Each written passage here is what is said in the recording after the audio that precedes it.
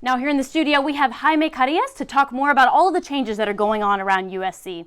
Jaime is a lifelong resident of South Central LA. He graduated from the Price School of Policy and now he coordinates community engagement here at USC Annenberg. Jaime, thank you so much for joining us. My pleasure being here this evening with you. Thank you very much for hosting me. Yeah, we're so glad to have you. So first of all, so you grew up in South LA. Correct. Okay, so could you tell me a little bit about what it was like to see USC, here in your neighborhood growing up as a kid? I never thought that I would be here sitting, speaking to you when I was growing up as a kid. I never thought that I would earn a master's degree from USC, from the Price School back in 2010.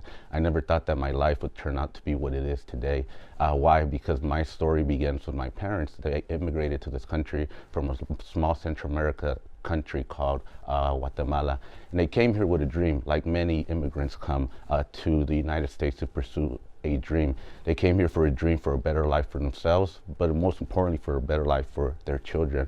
And with the little money that they had, they decided to settle in South Los Angeles.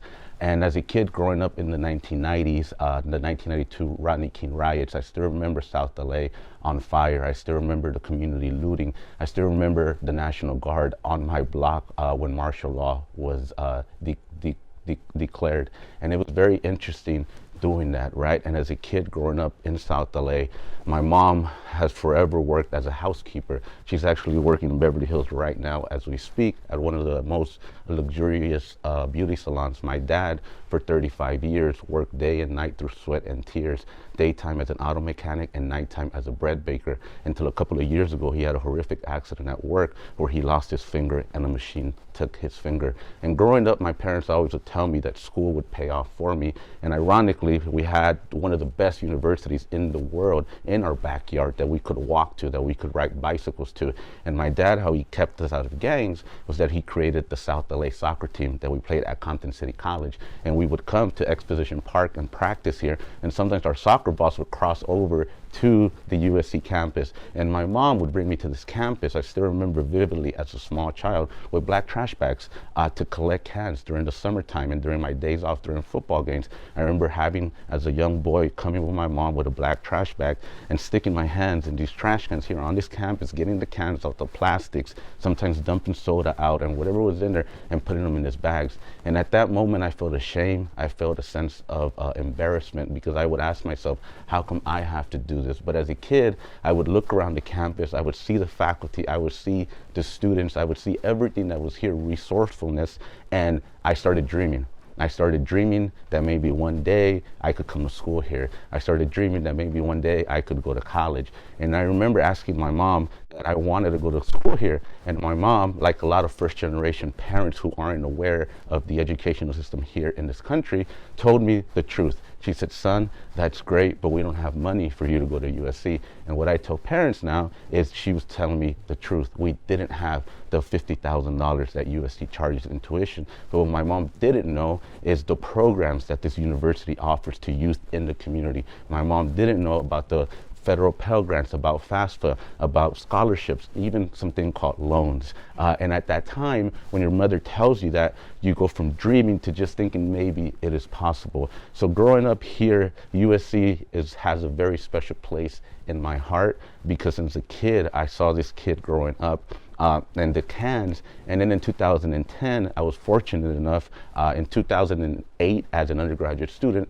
I met my lifelong mentor, who is a professor at UC Santa Barbara in the Department of Sociology, Dr. Victor Rios. And when it was the time to apply for grad school, he looked at me and he said, Jaime, you collected cans at USC. Why don't you go collect a master's now at USC? Which is probably the most, it must have been totally remarkable for you. Like to go from realizing like, hey, this is something that I've looked at and dreamed of, and now, somebody's gonna help you make it a reality. But I wanted to ask, so what is the community's perception of USC? Like, what does USC mean to the community in which you grew up? USC means everything. It meant everything to me growing up. You look at this university and you look at the great resources, you know how great it is, right?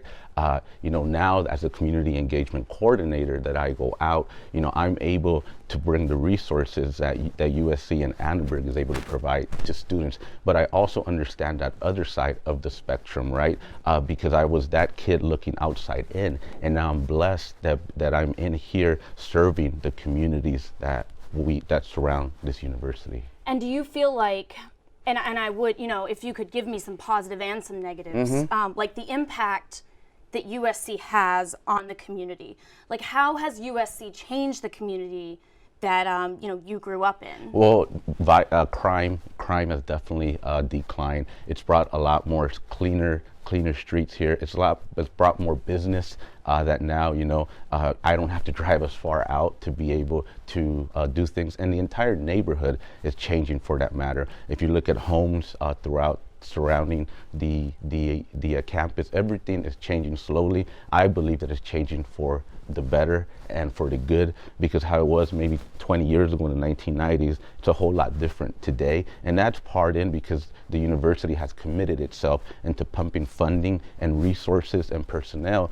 to be able to impact the community that surrounds this beautiful campus.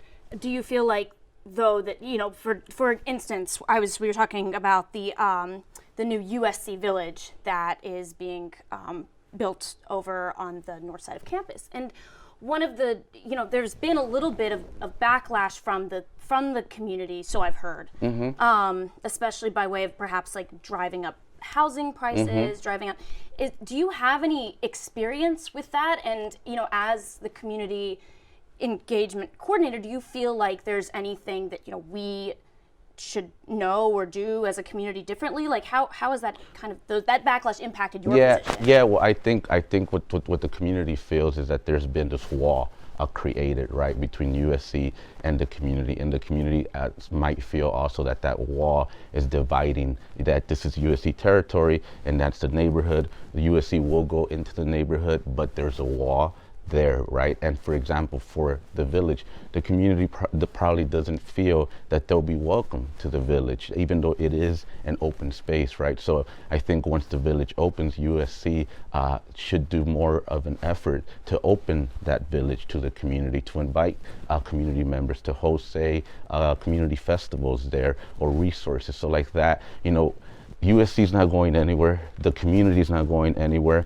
The future of university and community partnerships are real, and it's not to confront each other, but rather to collaborate with each other. That is fantastic. Thank you so much for being here with us today. I really appreciate it, Jaime. It's been wonderful talking to you. If you want to learn more about Annenberg's community engagement, you can visit the Student Services Suite at ASC 140.